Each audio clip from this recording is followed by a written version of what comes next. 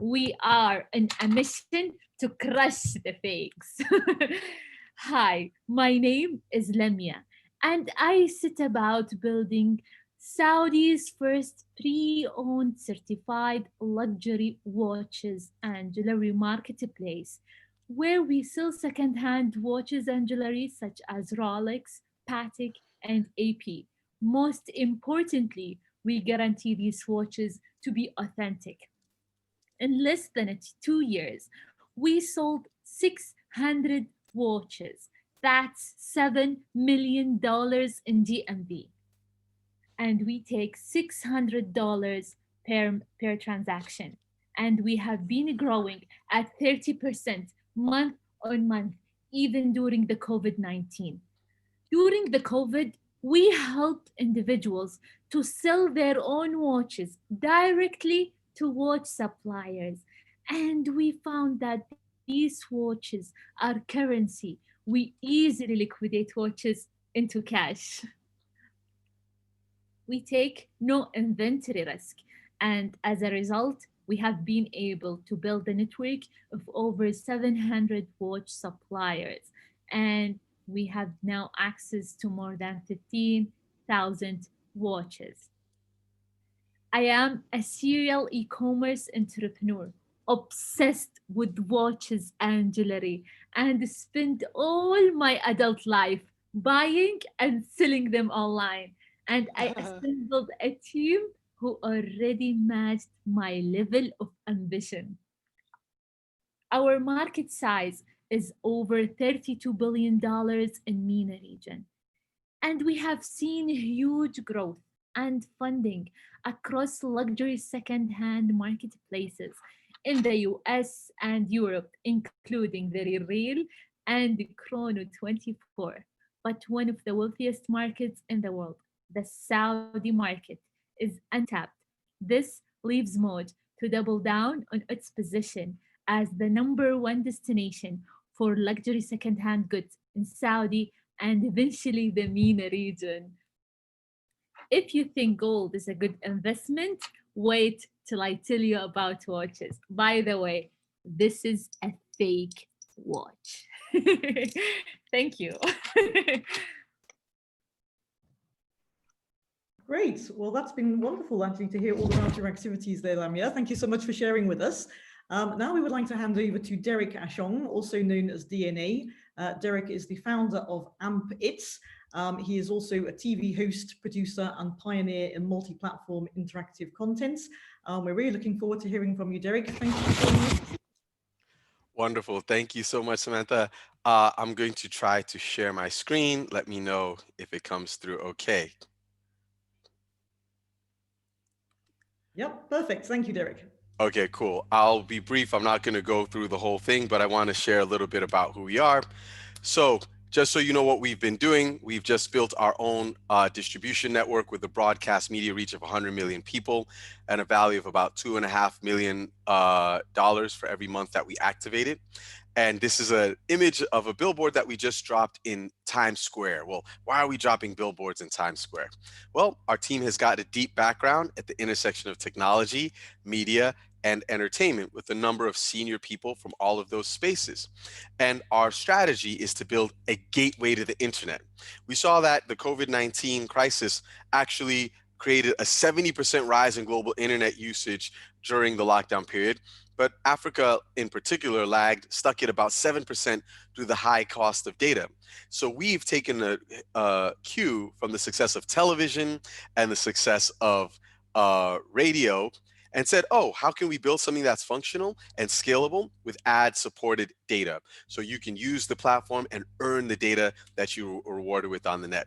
We give deep insights and audience reach for our clients. It's big data for big media.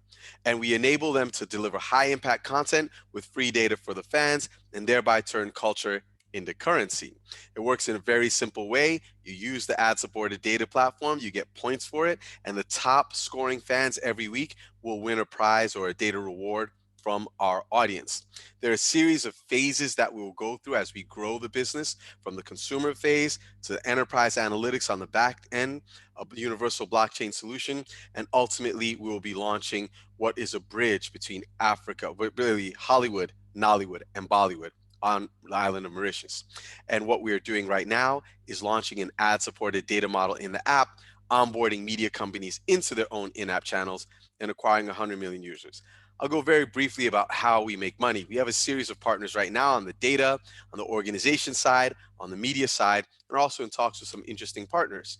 Basically, the way we structure it is platform advertising, and we also have a data rewards pricing. So it costs us about 10 cents for 100 megabytes of data, and we make about a 25 to 50% margin on that revenue. Our first client is Nine Mobile in Nigeria, and we are actually doing a sponsorship with them around an incredible show called The Mic Africa. Very briefly on what that's all about.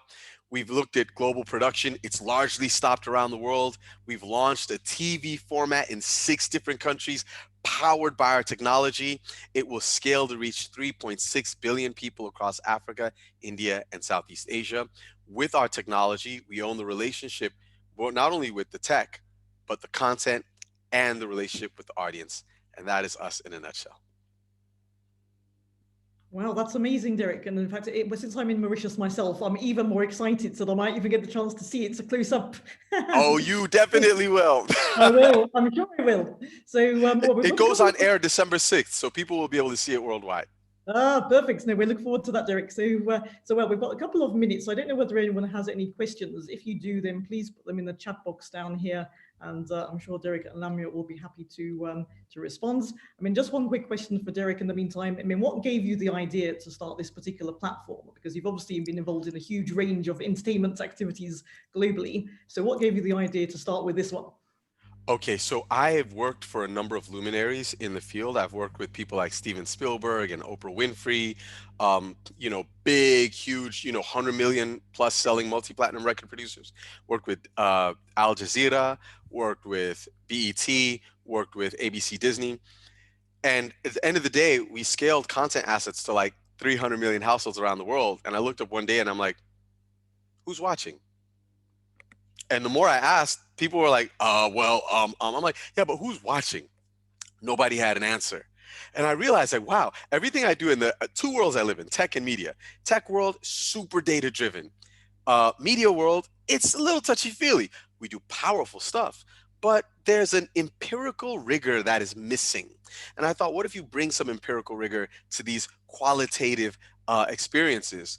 And that's when I got obsessed with how do I know and understand my audience and what they love, what they care about, what they want.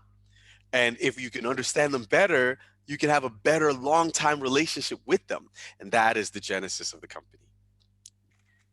Excellent. Well, thank you so much, Derrick, for sharing that with us. I don't see any questions just yet, so I'll just come over with a question to Lamya. And also, Lamya, I mean, how did you get started with your idea? What was it that drove you? I mean, I see you have a long experience in the industry, certainly. But I mean, what gave you the idea to set up this particular platform?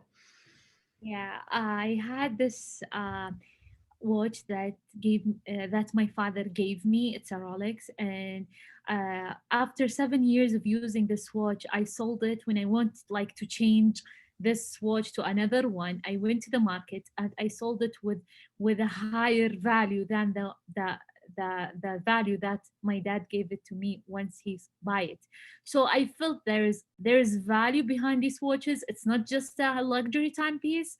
Then I went through and I dove down into this industry, and I'm really obsessed about it. I love how these timepieces keep its value, and its value generate revenue for people who wearing it. Great. So going back to Derrick again, I mean, Derrick, in terms of your global activity, I mean, you've obviously been working on projects all over the world. I mean, I'm also curious to know, like, why did you decide to come to Mauritius? And do you see that as a base for Africa? Yes, that's a very brilliant question. So we picked Mauritius for strategic reasons. So last couple of years, I was spending a great deal of time in Singapore, China, and South Africa. And it was pretty intense. I mean, living in LA, It's like a 30-hour trip to Joburg each way, and I'm going twice a month. So it's like 120 hours worth of travel time on a monthly basis. It was clearly unsustainable. But we were looking at the market and we understood something very interesting, which is Southeast Asia was attractive, Africa was attractive, but there was something distinct about the African market because we had to decide where we start first. If you ask people what are the hot shows on the continent, they'll be like, "Oh, yo, it's like BB Niger, Big Brother Africa. We got X Factor and Real Housewives of Johannesburg." I'm like, okay, that's great, but all that came from the outside in. Where's the indigenous format that was born on the continent and went out to the rest of the world? And as we did more and more research, we realized it's never been done, right? And so, in a nutshell, we looked at where could we be located that would enable us to launch effectively in Africa and pivot to Asia and Southeast Asia. And we realized Mauritius was the right place. And so what we did is build a big data engine that is now powering the launch of the biggest show in African history called the Mike Africa, just shot in 6 countries, have 3 Academy Award submitted producers on the team. It's absolutely beautiful. It will be one of the most beautiful representations of African youth culture that has ever aired. And we have 2 Emmy nominations for the previous iteration we did in Latin America. This is the first one for TV. And we picked Mauritius because it enables us to start with Africa, move to the Mike India, and the Mike Asia as well. That's great. Well, we're happy to have you here, I can tell you, Derrick. I'm pleased to be here. Indeed. Well, I've got one more question then for Lamya. I would say, also looking at Africa, there's a lot of interest in the sort of, in luxury products. You also have, the kind of the ultra high net worth, let's say, also increasing with people coming from different parts of the world. So, tell us a bit, how do you see the African market, looking at it from your perspective in Saudi Arabia? I'm super excited to be part of the African market. It's rich with like a big opportunity for me to grow in Africa, and it is my next step. Yeah, my appetite to join the African market is super high. And do you know, Lamya, where are you looking to start? Do you already have some sort of African strategy in mind? Do you have like particular parts of the continent that interest you in particular? Yeah, now I have like a strategic partnership with some of the North African sellers that I'm now in contact with, and they will help me to go inside the African market. As you know, Africa have its own specific requirements and type of what kind of watches they like, what kind of jewelry. They are different customer, and I'm now understanding the demand in Africa. Great. Well, that's really wonderful. So I don't know whether anyone has any questions. I'm seeing we've got great feedback anyway on the chat, so everyone is loving what both of you are doing. So we can't get much better than that. Well, I'll just hand back over to Derrick again. I would just say, in terms of actually the COVID experience, briefly, how do you see the demand for entertainment having changed? Because obviously all global events of superstars have all been basically knocked on the head for the whole year. How do you see the burgeoning market in online entertainment from your perspective? I think that this is the birth of a new day for digital media. I think that digital media will never go back down. It's going to be the dominant form of media. Frankly, we've known for years that everything you think of as analog is basically going to become digital in the next few years anyway, but this has accelerated that. And what we've seen is that because people are locked up at home, they can't go out the same way they used to, can't spend time in the theaters, can't go to the club, or at least you shouldn't. They're consuming so much content. And so we think there's a great opportunity to tell global stories, or put it this way, to tell local stories to global audiences. And what we're building is a global conversation in your local language so that we can get to know and connect with each other better. And because we're a technology company, we leverage the content in order to, again, understand the audience, reward the audience, get them better connected, and get them online. And when we look at Africa, we actually created an initiative called 70 by 25. And that is, okay, how do you get Africa from 7% to 70% 4G usage or high speed usage by the end of 2025? And by doing that, all of a sudden you explode the market on the continent for digital media, for e-commerce, for everything. And we think that that same model is replicable across emerging markets. So I think that this moment where people are going to start looking at new ways to expand their growth in the digital media sector, and emerging markets are going to benefit from it. Well, that's great. It's been an absolutely wonderful session. I'm afraid that we're just about out of time. So I would just like to thank you both, like DNA and Lamya, for joining us. It's like best of luck to both of you in all of your endeavors. You're both certainly on the right track, real game changers. So thank you so much for joining us. And thank you to all of our guests and participants this evening. And it's been a wonderful session. Thank you, everyone. Thank you so much, Samantha. Shukran, Lamya. Appreciate you. Shukran. I love you guys. Thank you so much. Absolutely. Thank you. Take care. Bye. Bye-bye. Bye. What a wonderful session. Thank you. Thank you. Oh.